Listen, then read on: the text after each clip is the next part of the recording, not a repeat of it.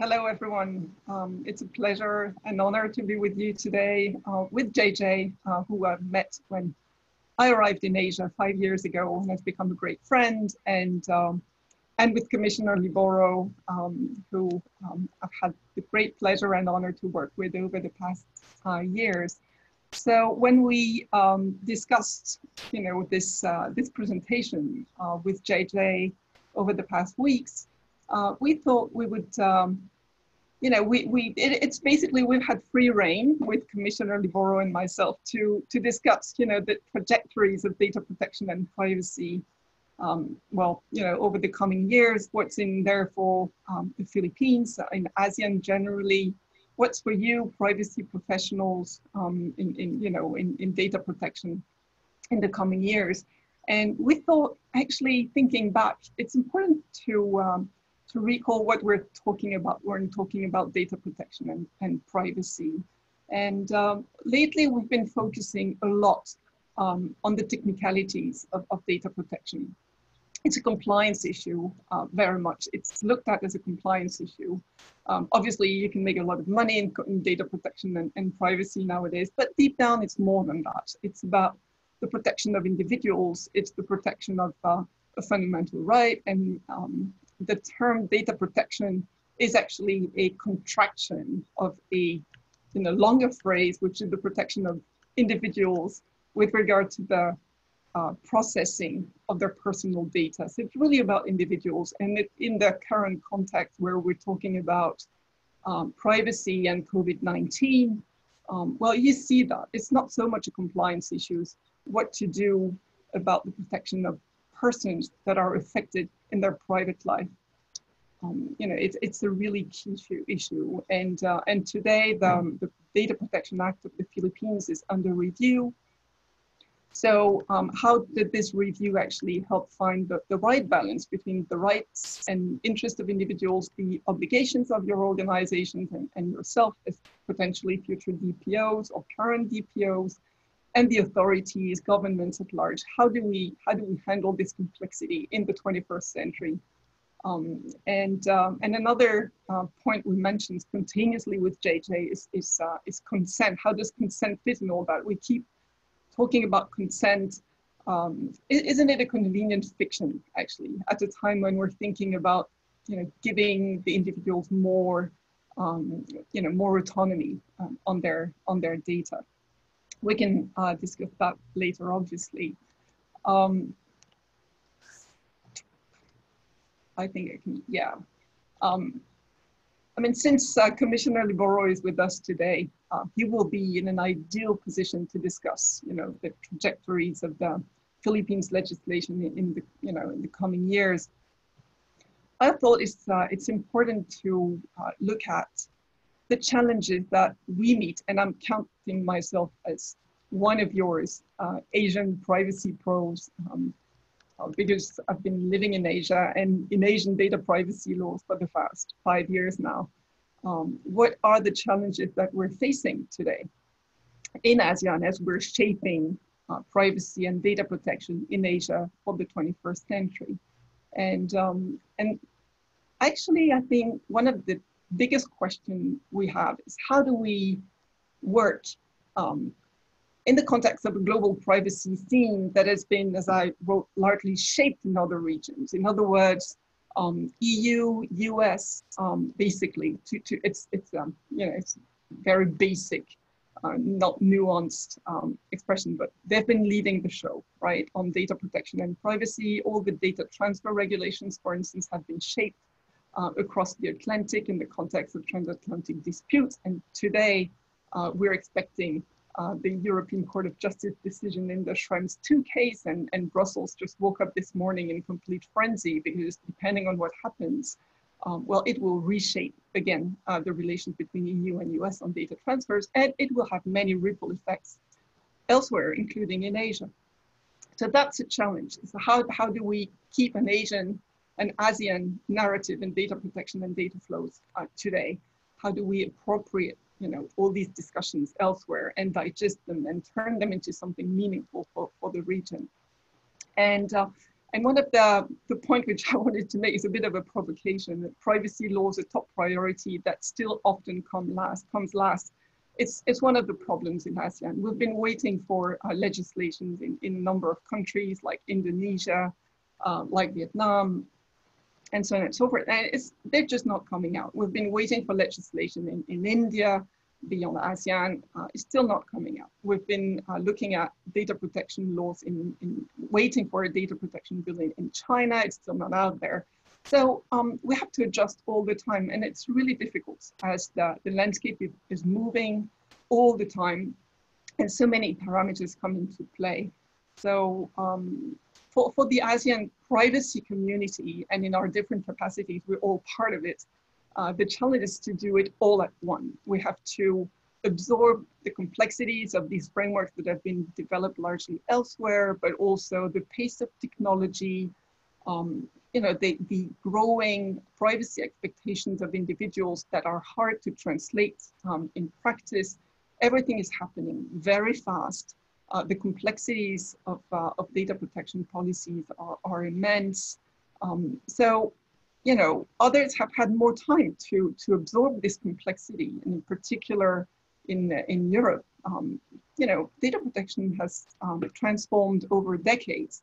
And here in ASEAN, everything has to be done within a few years, concentrated. It's really hard. It's a challenge. How do you get things right when you don't have a lot of time and under a lot of pressure?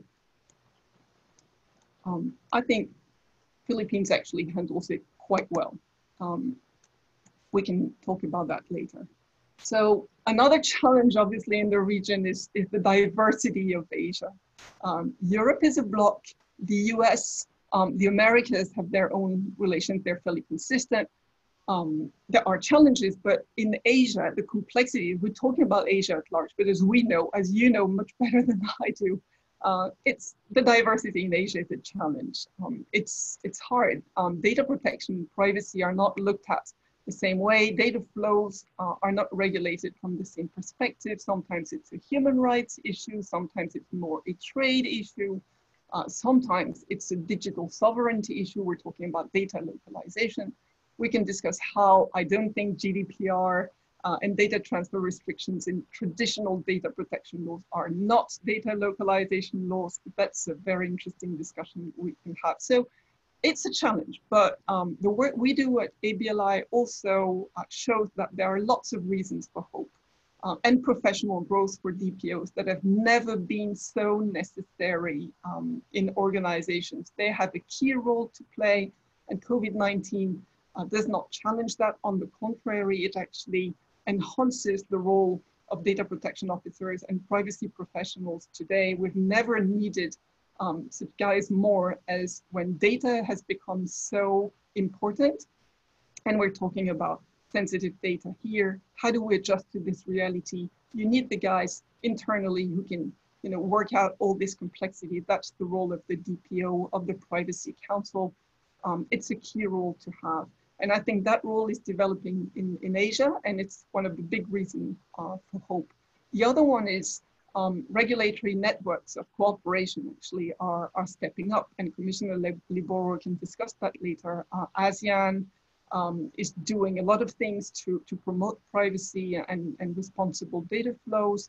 So there are lots of positive developments in Asia at the moment, and it's professional growth at hand for those who invest time and energy in the privacy field. So today we're actually in a phase where GDPR has been fairly digested as much as it can be. We're now looking ahead. We're looking beyond. What's the right regulatory system for tomorrow? As GDPR might, we're discussing how its successes, but also the difficulties in implementation. There are very important developments happening elsewhere. In America, obviously, with the CCPA and all the discussion on the privacy, federal privacy laws, all this has an impact in Asia, and we have to look at that and absorb what is necessary in an Asian context and adjust and see what works and what does not work here. So what's the right regulatory system for tomorrow in this region? We can discuss that later. But I think one of the key components we have to discuss is the role of the data protection regulator, since Commissioner Liboro is with us today. It's a very hard job to be a data protection officer. It's also a very hard job to be a data protection regulator. And somehow there are lots of challenges that we share that we should discuss together. So next. I'm controlling JJ's screen, but it's not really working. I'm fighting you. You're fighting me. Wait, not a good situation to be in. Right, can you get to my last slide? Okay, hold on. You can. Yeah. Is that the one? Thank you. That's it. Right. Oh, that will be quick actually. It's where's Philippines today on the global privacy map? Again, we'll discuss that later. But I believe personally, and it's not mere flattery because the commissioner is live with us today. But I think Philippines has a very special role to play in ASEAN and beyond that in Asia and beyond that in the global privacy community. Well, first of all, Philippines is strong. Okay, COVID-19 is impacting all of us, and it's really difficult today. But Philippines' digital economy remains strong, and will go back to normal, I hope, very quickly. Actually, we've never relied on data flows so much since COVID-19 broke out, and data flows, means a lot to Philippines' digital economy with the BPO, strong BPO industry. But beyond that, the Data Protection Act has very unique features compared with other ASEAN data protection laws. First of all, it's a legislation that's truly inspired by the protection of the individuals. It's truly that's you, JJ. It's a human-centric legislation. It's also obviously aiming at accompanying the growth of the digital economy and supporting, consumer protection in this area. Oh, no, my God, no, sorry. That's not the right one. We can show that. That's a very green slide. We can show that later, just in case. This balance is actually inherent to the Data Protection Act of 2012. And it's also a comprehensive legislation, comprehensive law in the sense that it covers the private and the public sector, and that has lots of consequences for the regulator. So there's an expertise in Philippines that is very significant, which is quite unique in Asia because the law has been here for quite a long time. The regulator has been here for less time than the law, but it's still been around for a long time. So there's a lot of expertise to share. And I believe the NPC in particular has become very visible on the international scene. So that's something we can capitalize on later. Well, I'll stop here, and then we can that's the general presentation.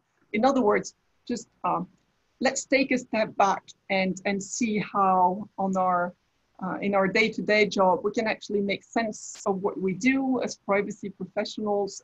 Let's go beyond compliance and think about why we're doing this, the context in which we're doing this, and how we can all work together to, deal with all these challenges. Thanks.